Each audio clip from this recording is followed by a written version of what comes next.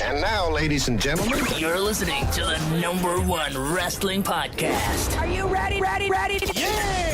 Shoots, interviews, predictions, reviews, live from the UK. Check it out, people.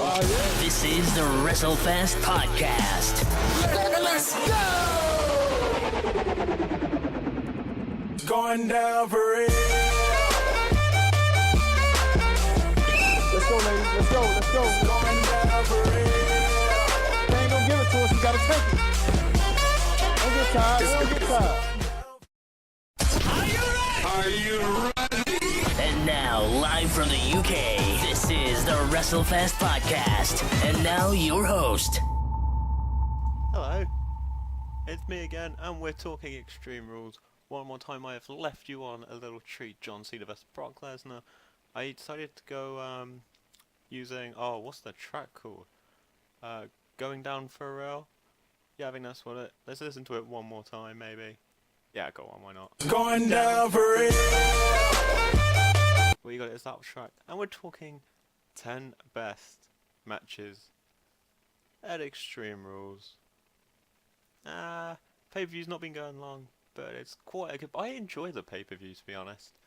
Yeah, obviously we could see we got one of the huge matches of the last few years there. No one saw it coming. Brock Lesnar vs. John Cena. And I enjoyed that match. I don't know about you. Anyway, let's go through my top 10 honourable mentions that didn't quite make the list. The list? That's because the first one was The Miz. The list. WWE Championship. Miz vs. John Morrison vs. John Cena. Steel Cage. Cody Rhodes vs. Rey Mysterio's Full Count Anywhere. United States Championship. Kofi Kingston vs. Dean Ambrose. Anyway, let's start with a rivalry I quite liked. WWE Championship match, John Cena the champion vs Batista, last man standing, 2010 I believe it was.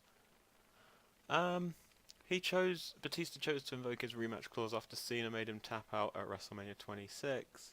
I believe the match ended, I remember it ending the same way in the last man standing match, and keeping him down for a 10 count. I believe he wrapped Batista's legs around the ring post and tied his foot with duct tape. Don't recall me on that, but I'm pretty sure that's what happened. Now, number 9.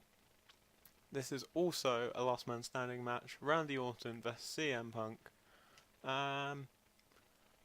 Having lost his match to Randy Orton at WrestleMania 27, still fuming over Orton because costing him the World Heavyweight Championship 2 years earlier. Punk got one last shot at revenge in a last man standing match, although his new Nexus faction were banned from ringside shortly before the opening bell.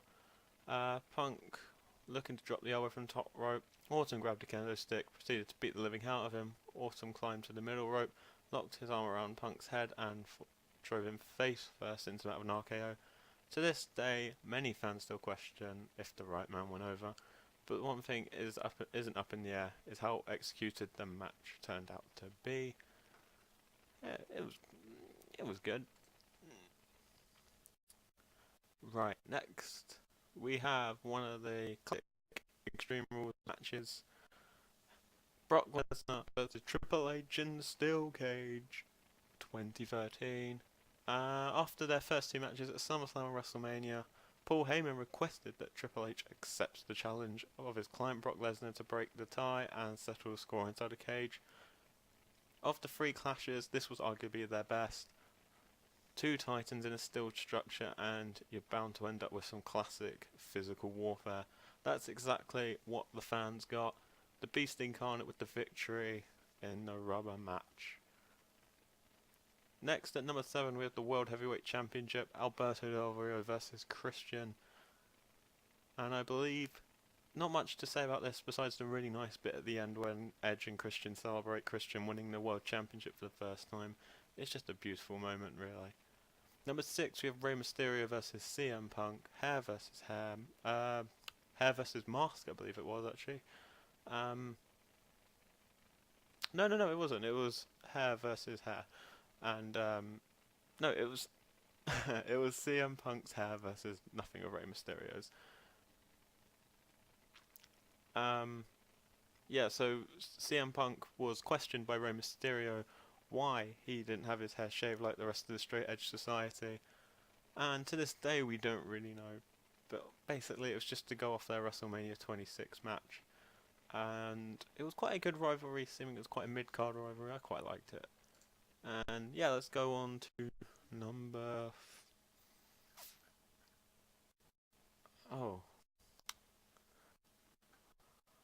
Number 5. My maths is terrible. No holds barred match. One of the greatest no holds barred matches of my time. It's one of my favourites of all time. Intercontinental title. Rey Mysterio again versus Chris Jericho.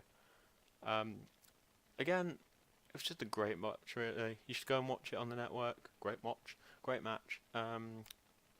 Yeah, Mysterio's mask gets removed. We don't see his face, but I'm pretty sure everyone knows what he looks like.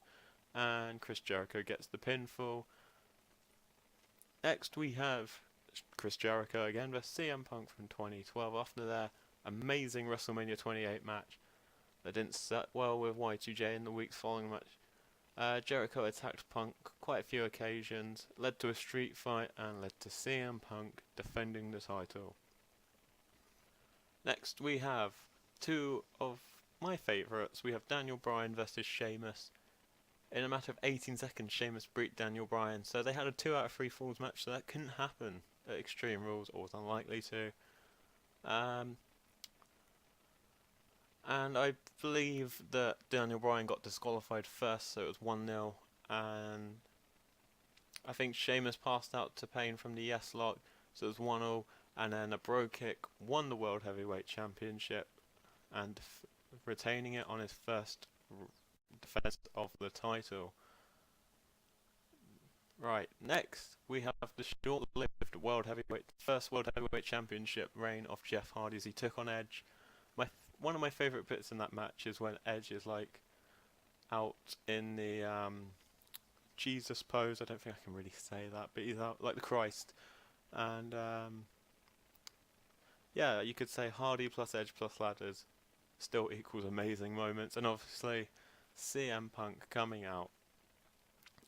And you wonder why this match is playing for you live now, and that is because John Cena vs Brock Lesnar is number 1 on my list.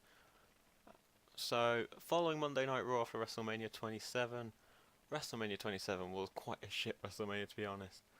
But it was...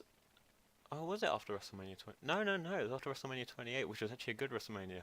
Sorry. Brock Lesnar returned to WWE and then just took out John Cena and was just taking out everyone and led to an Extreme Rules match at Extreme Rules.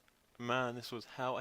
I didn't see John Cena winning, but thinking about it, that was probably the right idea, seeming he got his revenge 2 years later, and the famous Getting Down from Real came out, and yeah, I thought it was a really good match. Good to see some, I don't know if it was real blood, there's a lot of debate.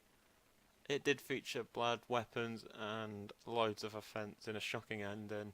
These two set the bar where all matches at this event should be.